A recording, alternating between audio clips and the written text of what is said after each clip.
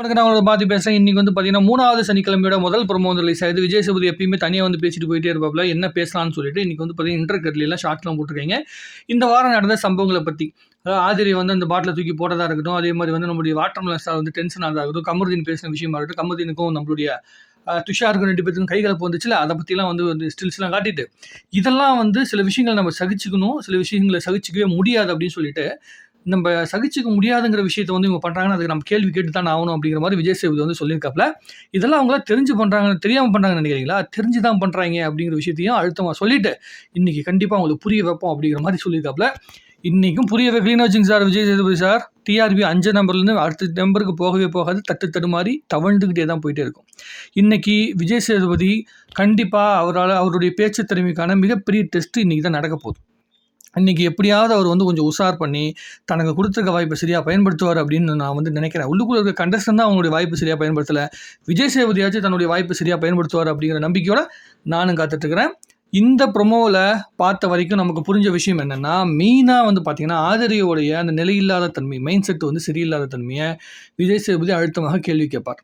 அதுக்கப்புறம் கமருதீன் வந்து பார்த்தீங்கன்னா, வாய் விட்டது, தேவையில்லாம கை வச்சது அத வந்து கேட்பார். பார்வதியோடைய முட்டாள்தனத்தையும் கேள்வி கேட்கணும். அது வந்து முக்கியமான விஷயம்.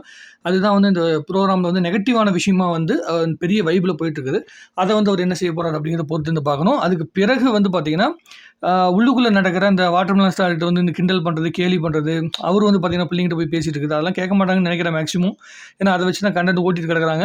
ஆனா, அதையும் கேட்க வேண்டிய அவசியம் இருக்கு. தேவையில்லாம சில பேர்ட்ட வந்து வாய் விட்டுறாரு. தேவையில்லாம சில பேர வந்து பார்த்தீங்கன்னா, வெறுப்பேத்திட்டு இருக்கிறாரு. இது எல்லாத்தையும் கொஞ்சம் வந்து புரிய வைக்கணும் அப்படின்னு சொல்லிட்டு பார்த்துட்டு இருக்கிறேன்.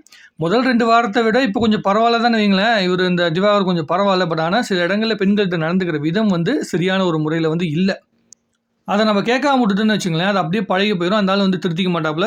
ஓ! நம்ம பண்றது கியூட்டா இருக்கு அப்படின்னு சொல்லி வந்து நம்பிட்டு இருப்பாரு. எப்படி வாட்டர்மெலன் சாப்பிடுறது வந்து பெரிய கியூட்டான விஷயமா நம்பிட்டு இருந்தாரோ, அது வந்து ரீல்ஸுக்கு ஓகே.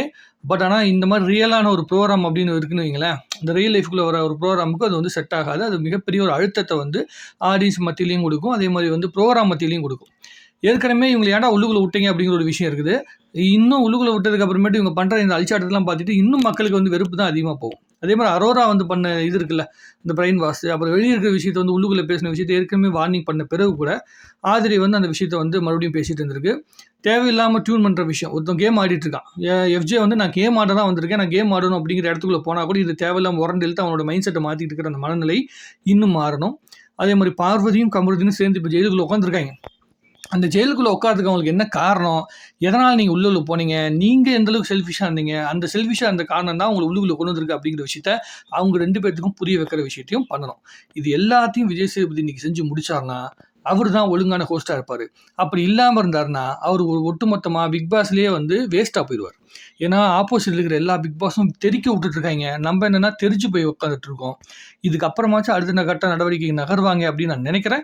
வைல்ட் கார்டு என்ட்ரிக்குள்ள எவன் உள்ள வரப்போறான் அப்படிங்கிற எதிர்பார்ப்போட எல்லாரும் காத்துட்டு இருக்கிறோம். ஏன்னா, உள்ளுக்குள்ள இருக்க எல்லாருமே வைல்ட் கார்டு எப்படி சொல்றது? எப்படா வெளிய போவாங்கன்னு நம்ம பார்த்துட்டு இருக்கிறோம். யாராவது ஒருத்தங்க வெளிய போனா நல்ல ஆள் உள்ள வருவாய்ங்க அப்படிங்கிற மனநிலையில ஆடியன்ஸ் பார்த்துட்டு இருக்கனால, விஜய் சேதுபதி அதுக்கு நல்ல ஸ்பேஸ் இங்க உருவாக்கணும்.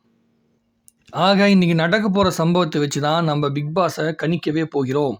ஆனால் இந்த வாரம் கேள்வி கேட்கறதுக்கு நெறைய கன்டென்ட் இருக்குது. இத விஜய் சேதுபதி எப்படி பயன்படுத்த போறாருன்னு பார்த்துட்டு மறுபடியும் டீட்டெயிலா உட்காந்து பேசுவோம். உங்களுக்கு எத பத்தி பேசுவாரு அப்படிங்கிற நம்பிக்கையில நீங்க உட்கார்ந்துட்டு இருக்கிறீங்க. உங்களுக்கு என்ன மாரியான வந்து தாட் ப்ராசஸ் ஓடிட்டு இருக்குது அப்படிங்கிறத வந்து நீங்க தாராளமா கமெண்ட்ல எழுதுங்க. அதுக்கப்புறம் நம்ம டீட்டெயிலா உட்காந்து பேசுவோம். எபிசோட் வந்ததுக்கப்புறம் இன்னும் நெறைய விஷயங்கள் வந்து நம்ம பேசலாம். வேற என்ன இருக்குது? அம்புட்டுதான். அடுத்த ப்ரோமோ எப்போ ரிலீஸ் ஆகுதுன்னு பார்த்துட்டு, அதுக்கப்புறம் உட்காந்து டீட்டெயிலா உட்காந்து பேசலாம். சரியா? நன்றி, வணக்கம். வாழ்க தமிழ்நாடு, வளர்க தமிழ் மக்கள்.